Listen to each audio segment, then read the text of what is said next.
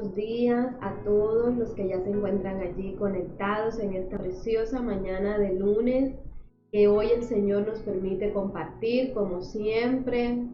Quiero darte la bienvenida a este tiempo de devocional. Gracias a los que fielmente están allí dispuestos en fidelidad al Señor primeramente y dispuestos, abiertos sus corazones para recibir todo lo que de parte de Dios ha sido servido para cada uno de nosotros y todo lo que el Señor quiere hablar a nuestros corazones. Gracias de antemano por su fina sintonía, por estar atentos a este precioso y bendecido devocional, Mi Despertar con Dios. Quiero invitarle allí donde está a que podamos orar al Señor y podamos decirle: Padre nuestro que estás en los cielos, santificado sea tu nombre, Señor, por todas las generaciones. Gracias porque tú sigues siendo el mismo ayer, hoy y siempre, y tu palabra no pasa, sino que sigue siendo fiel, sigue siendo viva, eficaz, más cortante que espada de dos filos, esa palabra que da vida a nuestros corazones, que cada día nos levanta, nos fortalece, nos llena de ánimo. Gracias, Papito Santo, por tu hermosa presencia en medio nuestro, porque hoy nos permites empezar una semana en bendición, hoy nos permites empezar una semana en tu presencia, buscando primeramente el reino de Dios y su justicia, buscando primeramente agradar tu nombre, agradar tu presencia, deleitarnos en ti, mi Rey, en el nombre de Jesús. Colocamos en tus manos el deseo de nuestro corazón, colocamos en tus manos este tiempo de palabra y te pedimos que seas tú hablando a lo más profundo de nuestro ser, dividiendo, Señor, todo aquello que ha estado erróneo en nuestras vidas, quitando todo aquello que antes no percibíamos y que ahora por tu palabra, por tu presencia y por ese amor inagotable que tú tienes hacia nosotros podemos percibir. En el nombre poderoso de Cristo Jesús nos despojamos en tus manos, mi Rey amado. Amén, amén y amén. Qué bendición poder estar aquí con todos ustedes. Me gozo, me alegra mucho que aunque sea por este medio podamos estar unánimes. Amén. Quiero invitarte a la palabra, quiero entrar en materia. Perdóneme si de pronto voy un poco rápido, pero quiero compartirle de antemano lo que el Señor está trayendo, está ministrando al corazón no solamente mío ni de mi esposo, el pastor Esdras, sino de toda su iglesia, de todos ustedes que están allí. Y he titulado este mensaje: La muerte es el camino a la gloria. Raro, ¿verdad? Pero quiero invitarle a que me pueda acompañar. No se asuste todavía, no piense que se va a morir, ni mucho menos, Dios lo guarde. Pero quiero invitarle de primera mano al libro de Juan. Libro de Juan, en el capítulo 12, vamos a leer desde el verso 20. Y dice la palabra de la siguiente manera: Había ciertos griegos entre los que habían subido a adorar a la fiesta. Recordemos que Jesús llegó nuevamente a Jerusalén para celebrar la Pascua. Llegó 6 días antes y tuvo el encuentro con Lázaro, con María, con Marta, donde le prepararon una cena, donde Marta ungió sus pies con aceite y donde están buscando a Jesús para matarlo. Y tuvo esa entrada triunfal a Jerusalén montado en un pollino de asna. Y ahora está allí en Jerusalén enseñando en el templo el evangelio del reino de los cielos. Y dice que habían ciertos griegos entre los que habían subido a adorar en las fiestas. Estos pues se acercaron a Felipe, que era de Betsaida de Galilea, y le rogaron diciendo: Señor, quisiéramos ver a Jesús. Felipe fue y se lo dijo a Andrés. Entonces Andrés y Felipe se lo dijeron a Jesús. Jesús les respondió diciendo: Ha llegado la hora para que el Hijo del Hombre sea glorificado. De cierto os digo que si el grano de trigo no cae en la tierra y muere, queda solo, pero si muere, lleva mucho fruto. Mire aquí cómo va tomando forma esta palabra. El que ama su vida la perderá, gloria a Dios, y el que aborrece su vida en este mundo para vida eterna la guardará. Y dice el verso 26, si alguno me sirve, sígame, y donde yo estuviere, allí también estará mi servidor. Si alguno me sirviere, mi Padre le honrará. Qué tremendo lo que estamos viendo aquí en esta palabra, amén. Quiero iniciar porque pasaron varios días desde que Jesús había hecho su entrada triunfal a Jerusalén hasta este punto donde llegamos. Jesús, como siempre, está en el templo enseñando a las multitudes, y por causa de las multitudes no lo podían prender, no lo podían agarrar los principales sacerdotes y los fariseos como ellos querían. Pero pasados estos días, dice la palabra que habían llegado al templo unos griegos que con mucha humildad se acercaron a Felipe y a Andrés para pedirles que querían hablar con Jesús. Lo hacen con mucha insistencia porque por lo que leemos en la palabra nos damos cuenta que ellos llegan con mucho respeto, con mucha reverencia, pero también son muy insistentes. Y notamos que esto fue por la respuesta que Jesús le da a sus discípulos. Notamos que esto viene a ser como una señal de que había llegado la hora. ¿La hora de qué? La hora de ser glorificado. El mismo Jesús dice, ha llegado la hora. ¿Y por qué vemos que Jesús se expresa de esta manera? ¿Por qué vemos que Jesús se compunge de esta manera? Y vemos que estos griegos no pertenecen al pueblo judío. Se acercan a Andrés y a Felipe, que son de Betsaida de Galilea, una región que está a la frontera del pueblo de Israel, del pueblo judío, y que por lo tanto tienen como esa familiaridad, ¿verdad?, con los extranjeros. Entonces ellos sintieron como esa confianza, se sintieron como más confianza de acercarse a Felipe y Andrés, que son hermanos, y ellos a su vez le llevan el mensaje a Jesús. Pero estos griegos no solamente son como una señal, sino que también están representando a todo el pueblo gentil al cual Jesús iba a llegar una vez resucitase y nos comisionara a usted y a mí para que llevásemos el evangelio a todas aquellas personas que de pronto no pertenecemos al pueblo de Dios, pero que sí, por los cuales Cristo también dio su vida. Entonces Cristo, al ver que aún los gentiles, aún los extranjeros preguntaban por él y estaban viendo sus señales, estaban viendo lo que él hacía y le reconocían como quien él realmente es, el Hijo de Dios, ahora él dice, ha llegado la hora. Hasta ese momento siempre decía, mi hora aún no ha llegado, pero ahora que vienen estos griegos, que no son del pueblo de Dios y quieren hablar directamente con Jesús, no quieren hablar con más nadie, sino que insisten en hablar con Jesús, ya Jesús dice, llegó el momento, llegó la hora. Y empieza a enseñar. Lo curioso es que no dice la palabra que Jesús se va y los atiende o díganles que pasen, yo hablo con ellos, sino que Jesús empieza a enseñar. Porque Jesús conoce de antemano la necesidad del corazón de estos hombres griegos, así como la necesidad de todos los presentes que estaban allí alrededor de él, así como conoce tu necesidad y conoce mi necesidad. Pero Jesús se va más allá de nuestras necesidades.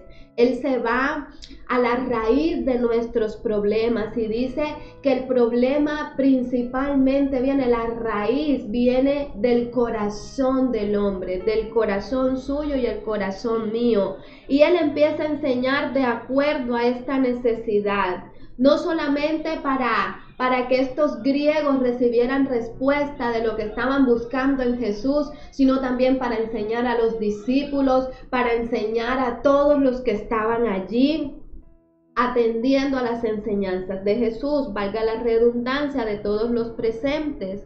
Y quiero decirle algo en esta mañana. Jesús es glorificado en nuestras vidas cuando seguimos su ejemplo. Y para que la vida de Cristo reine en nosotros, primero tenemos nosotros que morir. Ya había llegado la hora de que empezara ese Via Crucis, porque el Via Crucis de Jesús no empezó cuando fue prendido por los romanos y empezó a sufrir el escarnecimiento físico. El Via Crucis de Jesús empezó antes, desde que empezó a dar instrucciones personales a sus discípulos acerca de su partida y de su glorificación en el cielo.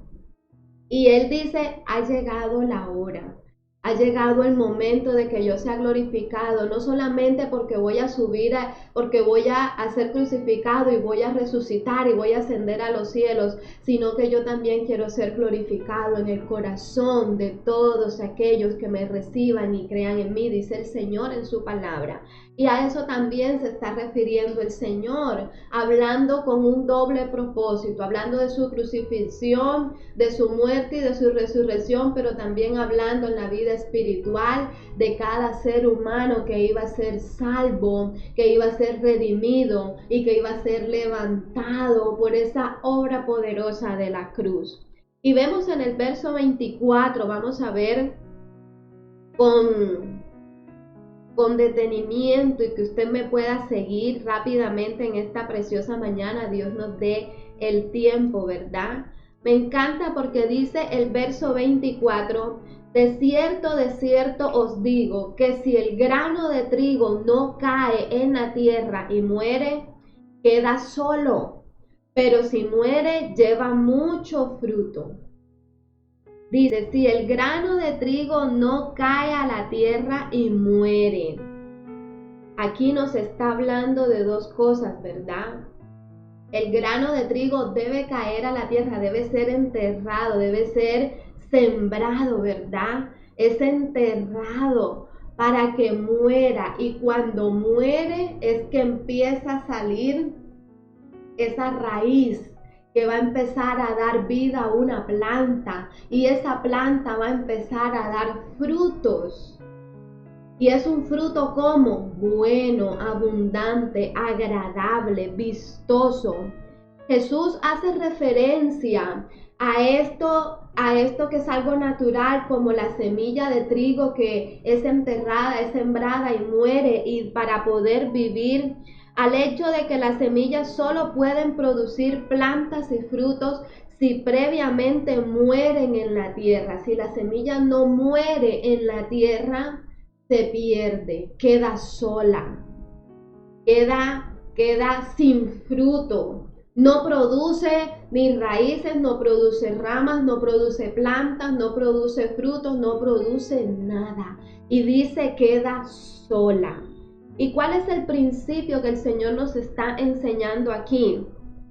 Que no se puede producir vida sin dar la propia. Y la vida es el fruto del amor que se entrega sin reservas, hasta desaparecer si es necesario. Jesús nos da un ejemplo magistral, y es que Él por amor, no fue por obligación ni por necesidad, ni como muchos dicen, no, es que ese era el propósito de Él y lo tenía que cumplir. Él pudo haber dicho que no, Él pudo haber tomado una determinación y desobedecer al Padre, pero el amor que había en Jesús por la humanidad era más grande que el dolor que Él sabía que iba a sentir por todo el padecimiento que iba a tener que atravesar. Yo que soy madre, y de pronto las que son madres me entienden, el dolor de parir un hijo, las que lo tienen naturalmente, o el dolor de la cesárea una vez la anestesia pasa, el curar los puntos. Muchas veces a muchas se le infectan los puntos, los dolores, el estar acostada, el no poder muchas veces valernos por nosotras mismas, no se compara con el gozo y la alegría de nosotras poder dar nuestra vida para que otra vida para que otra vida nazca.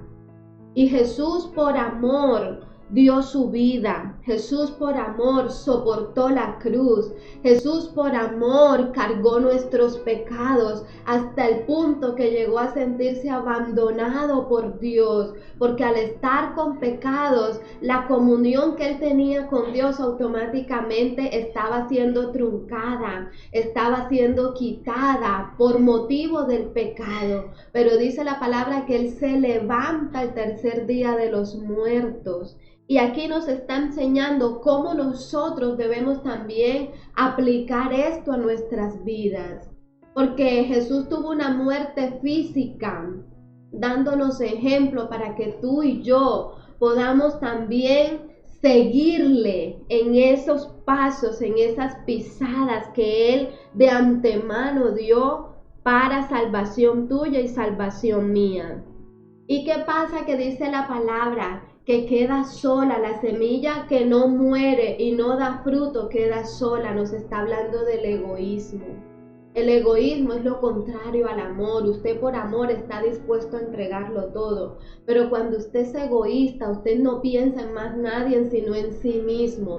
Y las personas que son egoístas tienden a quedar como solas, tienden a quedar sin nadie a su alrededor, porque el egoísmo nos lleva solo a pensar en nosotros mismos, a no mirar lo que provocamos en los demás, a no mirar el daño que hacemos a los demás, sino pensar en solo nuestro propio beneficio, en nuestra propia conveniencia, en lo nuestro propio. Y es allí donde dice la palabra, la semilla que no cae a la tierra y muere y no da fruto, queda como, queda sola. El egoísmo, el estar centrados en nosotros mismos y en nuestros deleites carnales, en nuestros deseos propios, nos lleva ¿a qué? A quedar solos, a que nadie quiera estar a nuestro alrededor. Si usted se preguntaba por qué no tengo amigos, por qué no tengo esto, por qué no tengo aquello, tenemos que evaluarnos si estamos actuando de una manera egoísta o si Dios nos está procesando. Necesitamos hacernos una revisión porque necesitamos morir. Así como muere la semilla, así como Cristo murió en la cruz del Calvario por nuestros pecados, nosotros también necesitamos caer a tierra y morir. Necesitamos morir al pecado, morir al mundo, para que la vida de Cristo venga y se haga visible en nosotros, para que resucitemos conjuntamente con Cristo y vivamos por Él y para Él. Amén. Pero sigue diciendo seguidamente el verso 25, ya se lo comparto en pantalla. El verso 25 sigue diciendo, el que ama su vida la perderá, y el que aborrece su vida en este mundo para vida eterna la ganará. Cuando usted va al Evangelio de Mateo, en el capítulo 10, en el verso 38, Jesús nos recuerda también este mismo principio. Y ahí lo tienen. Dice, el que no toma su cruz y sigue en pos de mí no es digno de mí. El que haya su vida la perderá, y el que pierde su vida por causa de mí la hallará. Miren que nos está hablando lo mismo que nos está diciendo aquí, que nos está hablando aquí el apóstol Juan, ¿verdad? En el verso 25. Y cuando Jesús habla de tomar la cruz hace referencia a un instrumento de ejecución. Es como si estuviéramos hablando de una guillotina, es como si estuviéramos hablando de una silla eléctrica o de una inyección letal. Esa es la cruz, porque la cruz fue el instrumento que utilizaban los romanos para ejecutar, para matar, para exterminar, para acabar con la vida de una persona. Y cuando usted ve aquí que Jesús habla de que tome su cruz y sígame, muchos nos imaginamos en todos los padecimientos que vivimos en este mundo por causa del Evangelio. Y sí, tiene mucho que ver, pero tenga en cuenta que los padecimientos por causa del Evangelio son inevitables porque vivimos en medio de un mundo perverso, en medio de un mundo que aborrece a Dios, que aborrece lo de Dios. Entonces es algo inevitable. Aquí cuando el Señor me está hablando, dice, el que ama su vida la perderá. ¿Qué me quiere decir esto? El que desee salvación debe morir primero. La salvación es un regalo que recibimos por la gracia inmerecida de Dios hacia cada uno de nosotros cuando recibimos a su Hijo Jesucristo en nuestros corazones. Pero como en devocionales anteriores yo les comentaba, es un regalo que está dispuesto de parte de Dios por medio de Cristo para cada uno de nosotros. Pero muchas veces nosotros recibimos regalos que no los usamos, que los guardamos, que los archivamos y los dejamos por allá en el cuarto de los chécheres.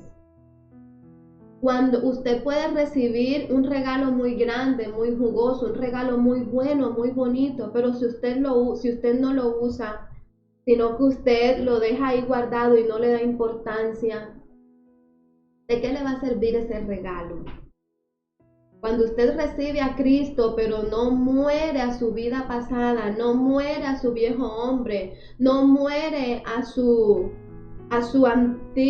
pasada manera de vivir, ¿de qué le sirve el regalo de la salvación? Va a ser perdido, va a ser como si no lo hubiese recibido, como si no lo tuviera.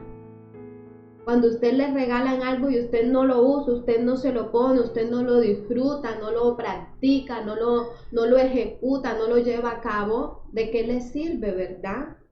Y es allí donde vemos a muchos que reciben a Cristo y se proclaman cristianos y hasta se bautizan y todo, pero siguen atados al mundo, siguen atados a las cosas de este mundo.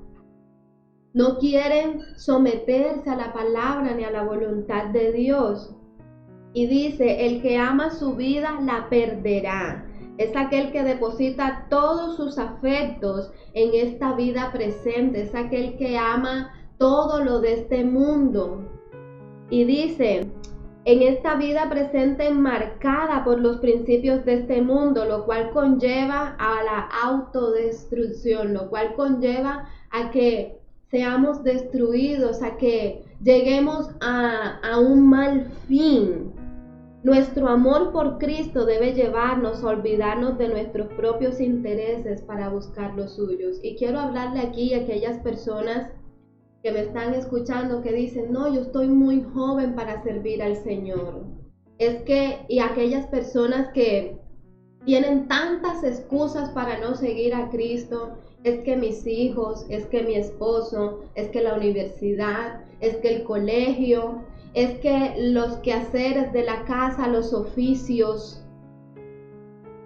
Y aquí dice, si tú amas más esas cosas que a Jesús, vas a perder tu vida, porque estás malgastando tu vida en aquello que no te va a dar vida eterna, en aquello que no te va a dar salvación. Yo amo a mi esposo y amo a mis hijos, pero tengo la plena convicción de que ninguno de ellos me va a dar salvación ni vida eterna. Tengo la plena convicción de que ni el empleo, ni el dinero, ni mis amistades, ni los viajes, ni los lujos, ni todo lo que yo quiera perseguir en esta vida me va a dar salvación y vida eterna. Solo Cristo, solo Jesús. Por eso cuando Jesús llegó días atrás, mucho más atrás, a la casa de Lázaro, cuando eso todavía Lázaro no había muerto, y encuentra a Marta turbada por organizar todo. Marta, Marta, cansada y turbada estás con tantas cosas. Y le dice después, María ha escogido la mejor parte, porque María primero le dio prioridad, le dio lugar a estar a los pies del Maestro. Y ya después seguramente iba a ir a hacer lo demás, pero Marta estaba afanada por lo demás y se olvidó de buscar lo importante, lo primero, que era la presencia de Dios, era el sentarse a los pies del Maestro. Y la palabra Jesús está siendo muy claro: el que ama su vida la perderá. Si usted ama más su trabajo que a Jesús, si usted ama más su familia que a Cristo, si usted ama más el carro, la casa, la beca que a Cristo, dice la palabra: el que ama su vida la perderá. Pero nos da una esperanza, dice: el que aborrece su vida en este mundo para vida eterna, la guardará. El principio que debemos seguir es que siempre que encontremos que los intereses de Cristo entran en conflicto con los nuestros, debemos decidir por los de Cristo primero. Ay, hermana, es que justo cuando iba para la iglesia me llegó una visita.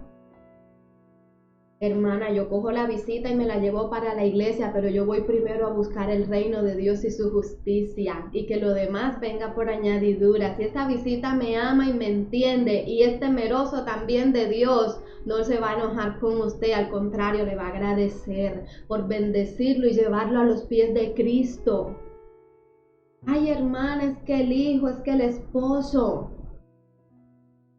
Ore al Señor, pídale al Señor la estrategia para con ese hijo, para con ese esposo, pero no deje de buscar el reino de Dios, no deje de buscar lo de Cristo en su vida, no deje de conquistar lo que Dios de antemano tiene preparado para usted, no pierda la oportunidad de seguir a Cristo, porque el que aborrece no quiere decir que usted ahora va a odiar, no, sino que el primer lugar en su vida va a ser Jesús. El primer lugar en su vida va a ser darle la prioridad a las cosas del cielo, a Cristo en medio de su corazón. Y Cristo no es ajeno a sus necesidades, a sus preocupaciones, sino que a veces pensamos que si le damos a Cristo, si le damos a Dios, si le damos a la obra del Señor, nos vamos a quedar sin nada para suplir nuestras necesidades. Y se nos olvida que el que da pan al que siembra, le da semilla al que siembra y pan al que come, es Dios por medio de Cristo.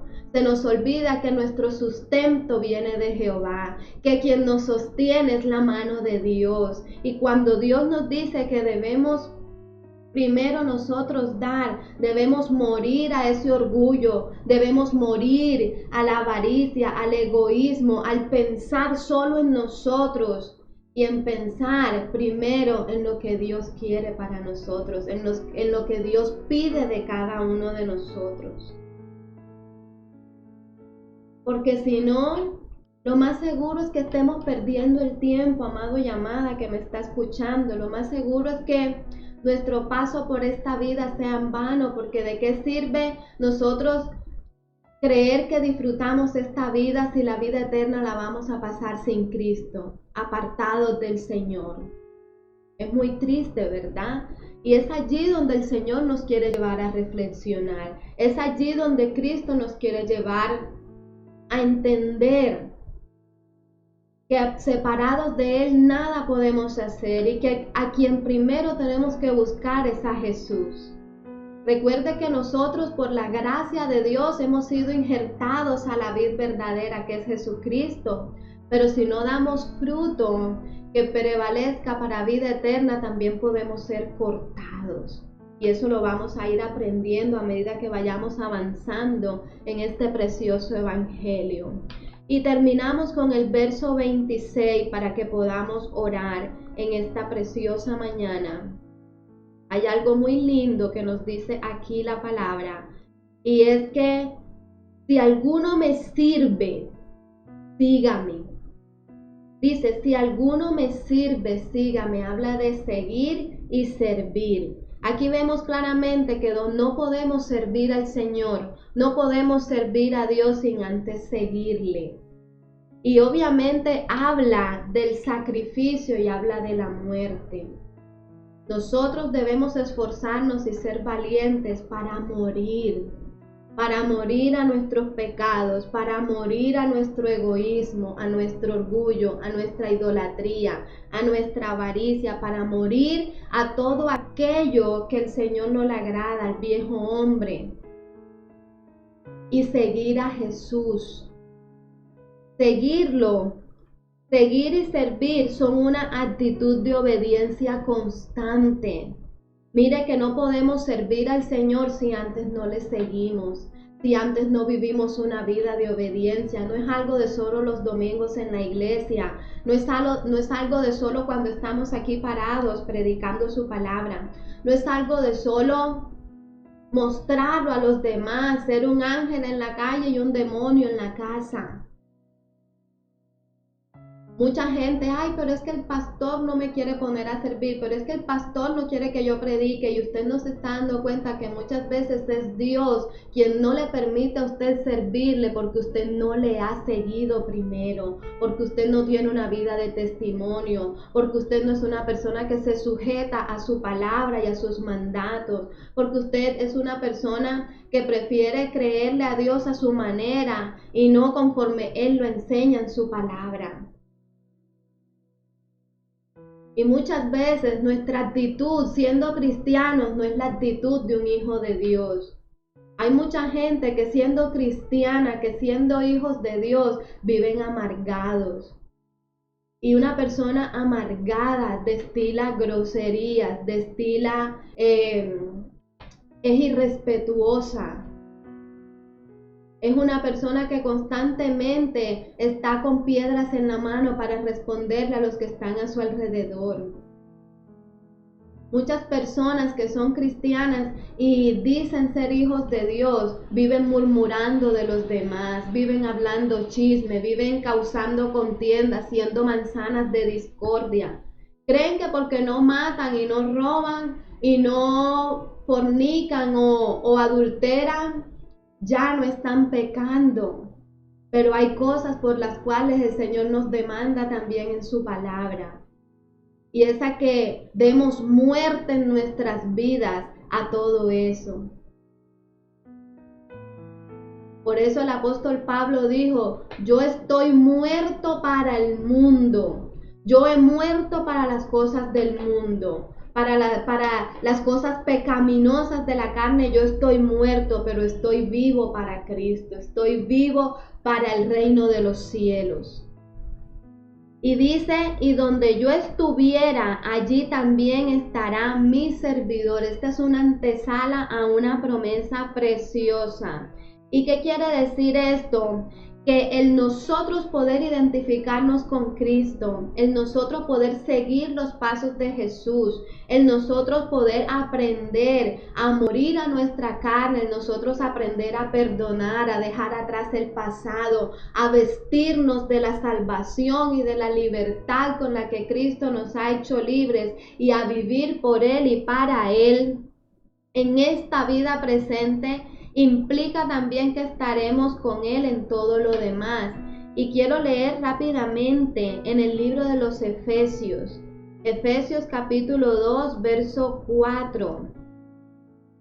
Dice de la siguiente manera, ahí lo tienen. Pero Dios, que es rico en misericordia, amén, por su gran amor con que nos amó, aun estando nosotros muertos en pecado, nos dio vida juntamente con Cristo, porque por gracia sois salvos. Y juntamente con Él nos resucitó y asimismo nos hizo sentar en los lugares celestiales con Cristo Jesús. Mire qué poderoso lo que nos está hablando aquí la palabra. Y termina diciendo, permítanme, y termina diciendo, si alguno me sirviere, mi Padre le honrará. La honra, la distinción y la grandeza se obtienen por el servicio al Hijo de Dios, por el servir a Cristo. Y solamente podemos servir a Cristo cuando le seguimos.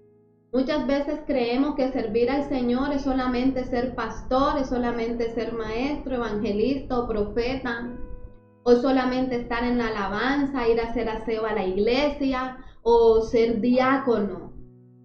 Eso es fruto de usted servir al Señor. Servir al Señor es vivir una vida constante de obediencia, de sujeción a su palabra, ser verdaderos discípulos, ser hombres y mujeres verdaderos adoradores que le adoran al Padre en espíritu y en verdad. Pero notemos que no es algo que se obtiene de repente, sino que se alcanza por medio de una vida de servicio. El usted servir lo va a llevar a que sea honrado por Dios, lo va a llevar a que usted tenga distinción y tenga grandeza, pero no es lo mismo la grandeza que usted mismo se forja a la grandeza que viene de lo alto, a la grandeza que viene de parte de Dios. Y mire que aquí no dice la palabra para que usted sirva en la iglesia. Sí, hay que servir en la iglesia porque eso es parte de nosotros servir a nuestros hermanos en la fe. Pero primeramente el Señor quiere que le sigamos. El Señor quiere que seamos obedientes a su palabra, a sus mandatos, a sus enseñanzas. Y esto nos va a llevar a tener una plena certeza y una plena seguridad de nuestra salvación. A tener una plena certeza y una plena seguridad de que vivimos una vida conforme Dios nos los enseña a través de su palabra. Quiero invitarte en esta mañana, amados que me están escuchando, a que oremos y a que podamos decirle: Señor, yo te doy gracias. Gracias por tu palabra. Gracias por tu presencia. Gracias por tu fidelidad, Señor, porque tú me amaste desde antes de la fundación del mundo. Y si yo te amo, Señor, es porque tú me amaste primero. Perdóname, Señor, mi egoísmo, el muchas veces querer actuar a mi manera y muchas veces querer hacer las cosas como bien me parecen, Señor, y no buscar primero tu dirección.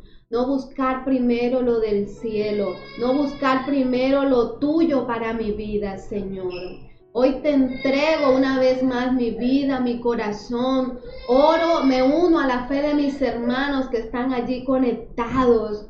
Señor, que seas tú ministrando sus vidas en esta mañana, que seas tú levantándoles, fortaleciéndoles, aumentando su fe, Señor, para que ellos puedan también entregarte completamente sus vidas, Señor, y puedan también ser encaminados en tu verdad y en tu justicia, Padre Celestial. Hoy, Señor, nos despojamos delante de ti, mi Rey, y te pedimos que sea tu palabra en nuestras vidas, esa luz que nos guía en nuestro diario caminar, que sea tu Espíritu Santo quien nos aliente, quien nos confronte, pero que también nos fortalezca cada día para caminar en integridad delante de ti, Señor. Gracias te damos en el nombre poderoso de Cristo Jesús, porque tú vives, porque tú reinas por los siglos de los siglos. Amén, amén y amén. Amados y amadas de Dios que se encuentran allí, les bendigo en el poderoso nombre de nuestro Señor Jesucristo. Espero que esta palabra haya sido de bendición a tu vida y que puedas compartirla con otras personas que también puedan ser bendecidos. Te mando un fuerte abrazo y que el Señor te bendiga siempre, siempre, siempre. Lentamente tu voz, tu respiración, yo quiero hablar contigo. Ya no me puedo dormir si no estás aquí, velándome los sueños. ¿Cómo hago? ¿Cómo siento? ¿Cómo me manejo? ¿Cómo río? ¿Cómo lloro? ¿Cómo tiembla